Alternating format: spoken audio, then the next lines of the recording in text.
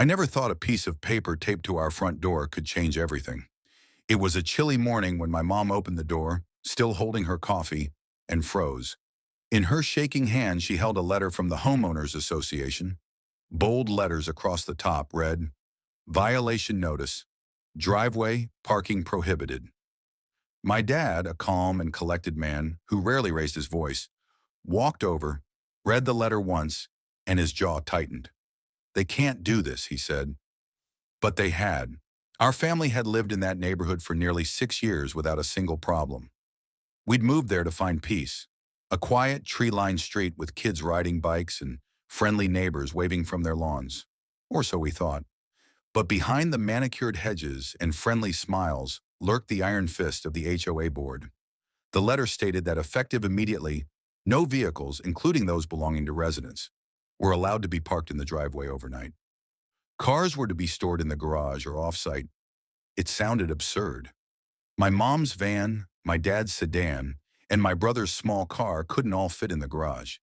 This wasn't just inconvenient, it was impossible. At first, my dad tried to handle it diplomatically. He attended the HOA meeting, dressed in his sharp suit, holding all the necessary paperwork. He explained calmly, "We've been parking in our driveway since the day we moved in. There's no clause in the original contract prohibiting this." But the president of the HOA, a smug woman named Martha, with a clipped voice and a permanent scowl, folded her hands and said, "The new board has voted. Rules are rules. You must comply or face daily fines." My dad clenched his jaw but stayed composed. "Fines for parking on our own property?" She only smiled. "That's correct." The next day, we woke up to orange violation stickers plastered on our windshields. By the third day, a tow truck idled at the end of the street, waiting for any repeat offenders. It felt like we were being targeted, and then came the gossip. Neighbors whispered, a few even sided with Martha, afraid to speak against the board.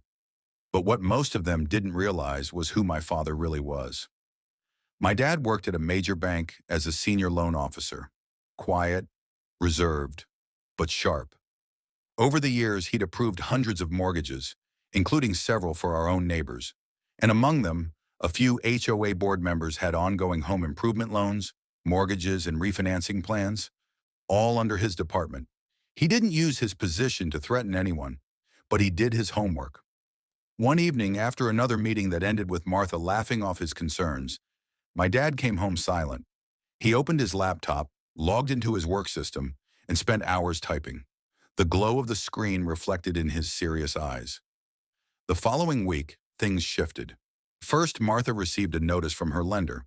Her refinancing application was denied due to inconsistent property value reports. A day later, another board member got word his HELOC was on hold pending further review.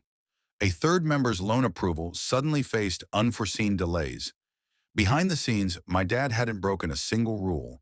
He simply flagged all HOA board loan applications for additional verification, as they'd recently enacted new community restrictions that could devalue surrounding properties. It was a perfectly legal and justified procedure, and that's when the panic began. Martha stormed up to our door one evening, her heels clicking furiously on our porch. "You're sabotaging us," she snapped.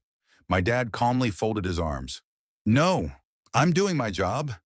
Your decisions made this neighborhood less appealing to buyers. That affects property values.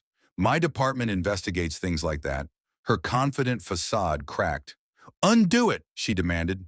But my dad only shook his head. "I can't undo the truth." Word spread fast. Suddenly, those once loyal board members were pointing fingers at Martha.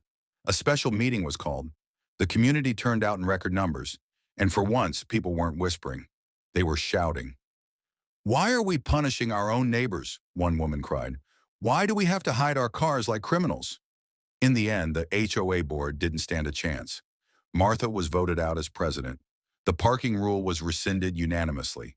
Fines were forgiven, and the neighborhood realized something powerful. When you let a few people control everything, it doesn't take long before power turns into poison. That night, my dad parked his car in the driveway like he always had. He didn't gloat.